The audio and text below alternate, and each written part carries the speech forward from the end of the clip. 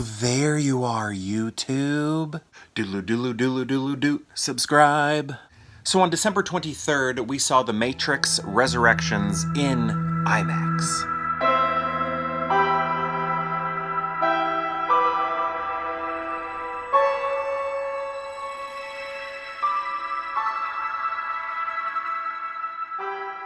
And ultimately, I found it to be pretty unique. I like that they, in a lot of ways, steered away from let's try and reinvent the wheel. I'm not sure if that's the right word. Let's stay away from trying to revolutionize cinema like we did with the first one. And they do that and sort of let you know they're doing that within the plot, which I thought was also interesting.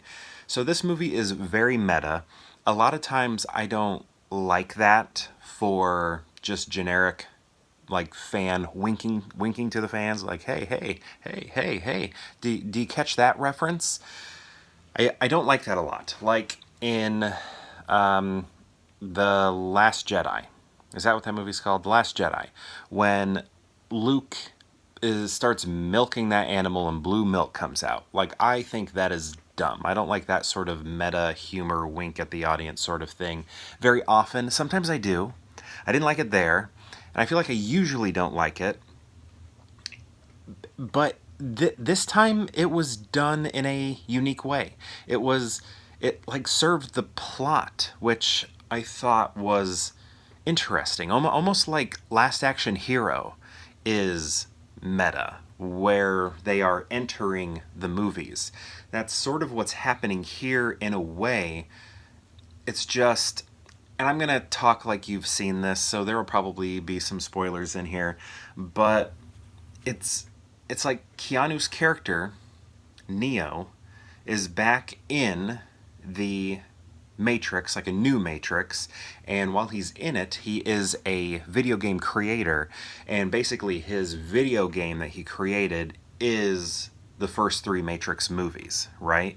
So one of my pet peeves in movies or TV shows is when they use footage from previous films or promotional imagery as pictures that exist in that world, when really only us, the audience, should see that point of view or that promotional imagery, right?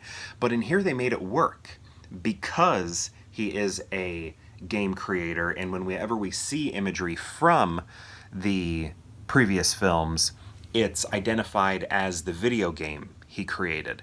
So in a way it works. So this major pet peeve that I had, they had a fix for that.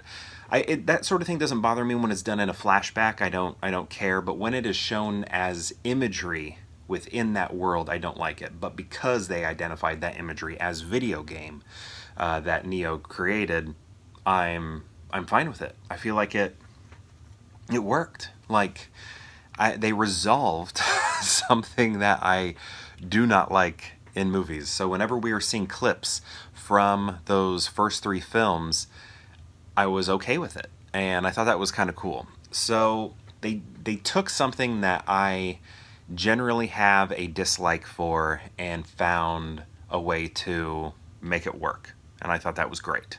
Though there was one part that, a bit of meta information that I found questionable, and that was bullet time, because my understanding of bullet time in the original Matrix was something like bullet time was something that we, the audience, were experiencing. Like it was non-diegetic, right? It was for us to see bullets moving around Neo and him dodging them, right? That's how I understood it. It was a non-diegetic technique that we were looking at. But in this movie, they reference it, and this might be an example where I don't like meta, but how I'm sort of creating a narrative in my head to fix this, to be okay with it, is Keanu's character creates bullet time for his video game, and what he's referencing when he's creating the video game is how he, as the one, would see bullets fly around him. So he's almost like Quicksilver from the X-Men movie, in a way, X-Men Days of Future Past, where he's moving slow where he's moving quickly, but to him it's all sort of happening in a slow motion fashion. So I'm sort of switching my understanding of what bullet time was. I always understood it as a non-diegetic visual, but maybe it was a diegetic experience for Neo. So I sort of had to do some mental gymnastics to make that work for me, but I need to go back and rewatch the Matrix movies so I can really pinpoint whether or not bullet time was meant for us, the audience, or if it was an experience that those within the Matrix were having. Because they end up using, in this movie, bullet time in a new way. And I thought it was creative, the way it was used, sort of using bullet time. It's like an engineer, a Matrix, what do you call him, architect or something, sort of uses bullet time as a weapon in a way to slow down everything around him where he's moving in normal speed. So again, kind of like Quicksilver, he's moving at a speed which appears to be normal to us, the viewer, but everybody else is moving slowly. Again, like Quicksilver from Days of Future Past. So I thought that was used in a unique way. It's not visually stunning like bullet time was in the first film. Again, I don't think Lana had any intentions of trying to do what she did with the original Matrix. Lana and Lily changed the game with that, and again, they even make reference. How are we going to change the game again? You know what? You can't. It's not going to happen again. You know, I feel like James Cameron was the last person to do that. And then, I don't know, maybe he'll do it again with the Avatar sequels, maybe not. But I like that they, that Lana was like, no, we're just going to make a film here. And it felt a little bit more contained, which I thought was great.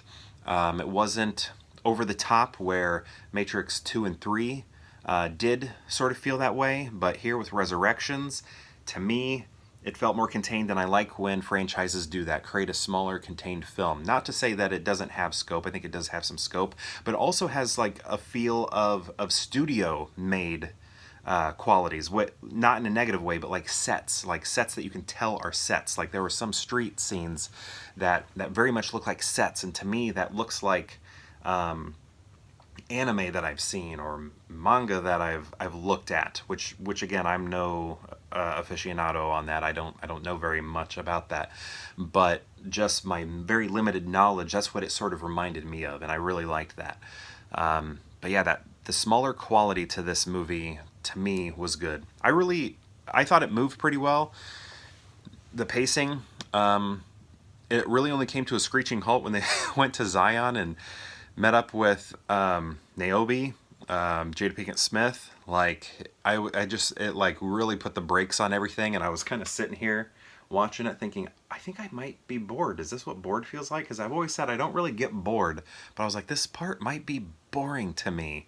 I think they need to speed it up or change the way in which it's filmed, because this is stagnant and putting the brakes on the movie, and I didn't think that was very good. And one of my favorite things about this was Keanu in the original films had a lot of skepticism in his body language as Neo about being the one and not necessarily believing it. How can I be the one? This doesn't make any sense. And what I like about this is that, you know, we find out that he is the one in the original trilogy.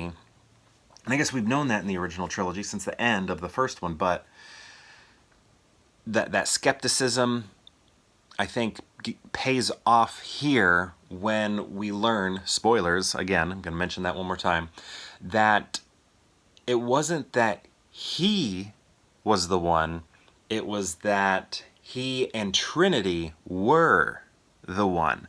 The two of them needed each other in order for there to be an enhancement in power and ability and a way to stop the machines and adjust the Matrix and do all these spectacular things. That it wasn't just Neo, it was the two of them, their energy, their love, which I thought that was great. I love movies that talk about the power of love, like Interstellar. You know, I think that that sort of topic is great, and I really love the chemistry between Keanu and Carrie-Anne Moss when they're in that coffee shop talking. We saw it in the preview.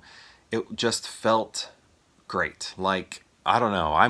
I feel like Sandra Bullock needs to pull something out of her hat quick, because I'm like starting to ship the two of them, and you know, Carrie-Anne Moss and Keanu over over Sandra and Keanu. I mean, Carrie-Anne Moss is you know, happily married and everything. Keanu has a girlfriend, but you know, you kind of do this sort of fanfic thing. Fanfic. Speaking of, this was like fan fiction, but like interesting, different. I think well told fan fiction. I found it very interesting, very captivating. I don't know if it's good. I think it's good. I would say it's good, but I think it needs to settle within me a little bit longer. Like, I'm going to call it good right now. I thought it was great. I really enjoyed it. There was so much to it where I was like, wow, that's a good way to handle that. That's a great way to handle that. That was smart. I really like the way this was handled. I like this, how this was different. I like how expectations were not given to us because they couldn't be given to us, because expectations are too high for something like the original. What the original Matrix did, it can't, like it, I mean, James Cameron, again with Avatar, that he has a tall order. You know, we are expecting so much for that. And I think when it comes to the Matrix movies, you know, the first one, masterpiece in action and creativity.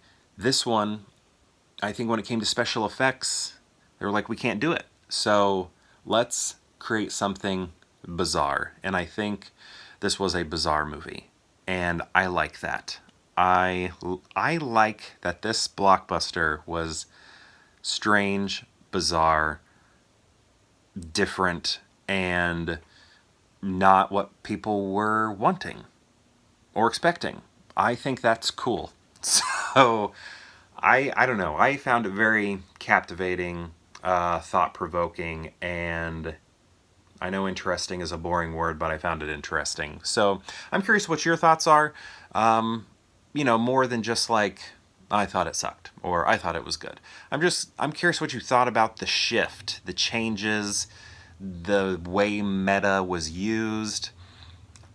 Because I wasn't expecting any of that, and I welcome that, because I didn't really know what we were going to get, but I expected something closer to these movies here, and it didn't happen, and I like that. So I'm curious to know what you think. And on that note, perhaps I'll see you tomorrow for more Pure Hangout.